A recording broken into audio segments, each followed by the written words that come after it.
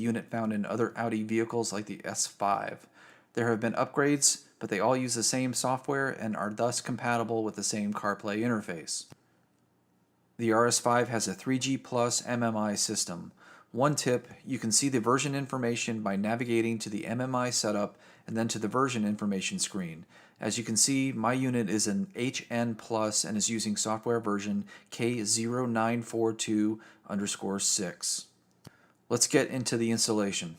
The installation will require the removal of the main MMI unit as well as the climate control panel just below. It's not necessary to completely remove either one, however. I did remove the entire unit just for shits and giggles, and for anyone who may want to glean a little bit of information from seeing the unit on all sides. It's also important to note the necessity of the auxiliary port being active. If your car already has an activated auxiliary port, you're good to go. If not, the auxiliary port will need to be activated via the green screen functions, which I am not going to go over in this video. There are numerous videos on YouTube on how to activate the green screen. The Rostec VCDS is one such method.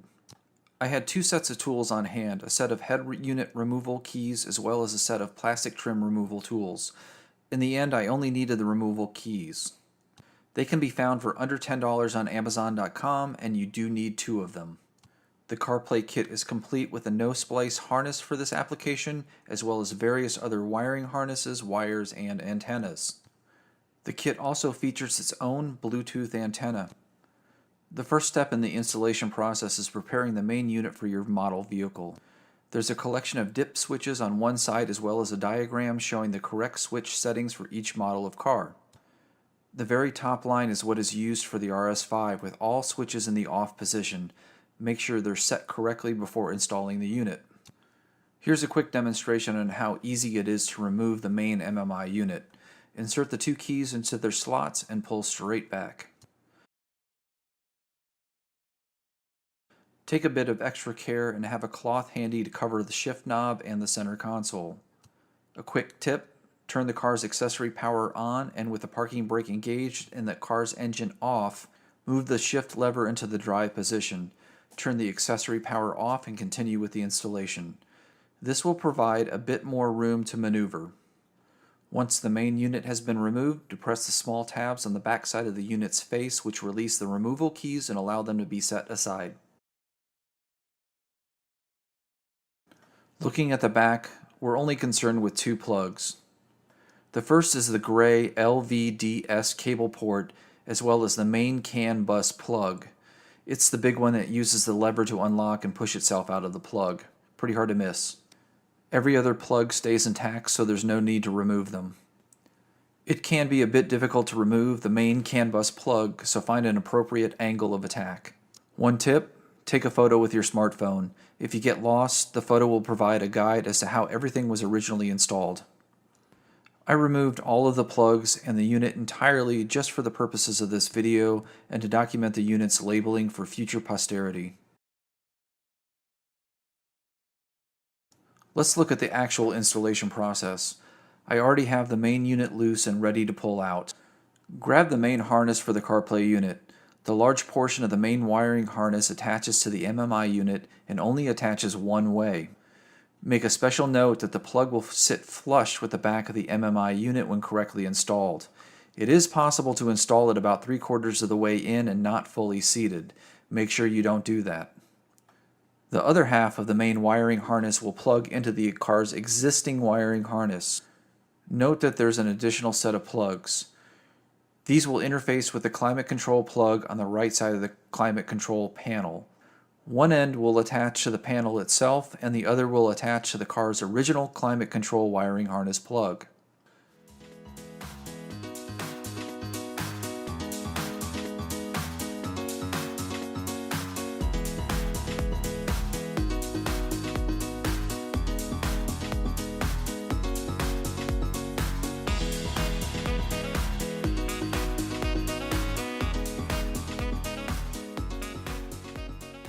But before we do that, let's go ahead and remove the gray LVDS cable and install the new splitter LVDS cable.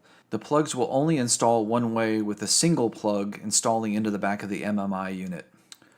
One half of the splitter will interface with the factory cable and the other half will eventually go to the CarPlay box. With that complete, plug the other half of the main wiring harness into the climate control panel as well as the factory plug. Again, they can only be installed one way. The last plug on the main harness plugs into the CAN port on the CarPlay unit. There are a few other items to install, including the USB plug as well as the antenna. I chose to route the antenna cable through a hole in the bottom of the climate control panel. There's a hole on the right bottom big enough to pass the antenna's connector straight through. The instructions recommend the antenna be mounted behind the dash, but not so that there are any metal pieces between it and the cabin. Instead of doing things that way, I'm going to mount the antenna in the area below the climate control panel where there are no obstructions impeding it from receiving a signal. The antenna is fairly small and black in color and not readily visible when mounted in that position. They do include 3M mounting tape on the back for a semi-permanent mounting solution. The most daunting task is getting all the new and existing components back into the same space. Fortunately, there's a good deal of additional space, and if you're careful, the components can be crammed in there. Hello, hello, hello, hello, hello.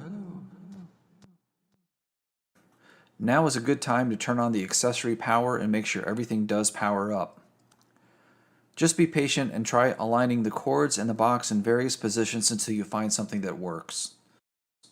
Remember the auxiliary port in the glove box? This is the final piece of the puzzle. Simply plug in the included accessory port cable. Do not plug anything else into this cable. This engages the auxiliary port and allows the CarPlay interface to work with the MMI unit. If the MMI does not see anything plugged into the auxiliary port, CarPlay will not be activated. Additionally, make sure to select auxiliary as the input via the MMI. Once everything is buttoned up, go to the factory MMI settings and turn off the factory Bluetooth. From now on, the car will use the CarPlay Bluetooth interface. If you fail to turn the factory Bluetooth off, you will have streaming music but no hands-free calling and no turn-by-turn voice navigation audio. The factory Bluetooth must be off in order for the system to fully work. Pairing your phone is fairly easy and the system actually connects via Wi-Fi. Just follow the on-screen prompts and it'll be up and running in no time. I've had this system installed for a few months and it's worked flawlessly for the most part. Being that it is a Class A device, powerful radio waves can cause intermittent pauses in music. I have experienced this, but it is not often and it usually only occurs for a few nanoseconds. It's almost not worth mentioning. There does not seem to be any loss in audio quality either. Overall, I am very happy with the product and how it's helped bring the factory MMI up to date for very little cash outlay. If the need arises, the user can toggle back and forth between the factory system and CarPlay by pressing and holding the nav button. Also of note, Apple's latest iOS has some cool new features including automating tasks. I've set mine up so the car greets me when I get in and launch CarPlay. Have a listen. Hello, Michelle. You look very handsome today. Have a fun drive and try not to scare the locals. Watch out for cops.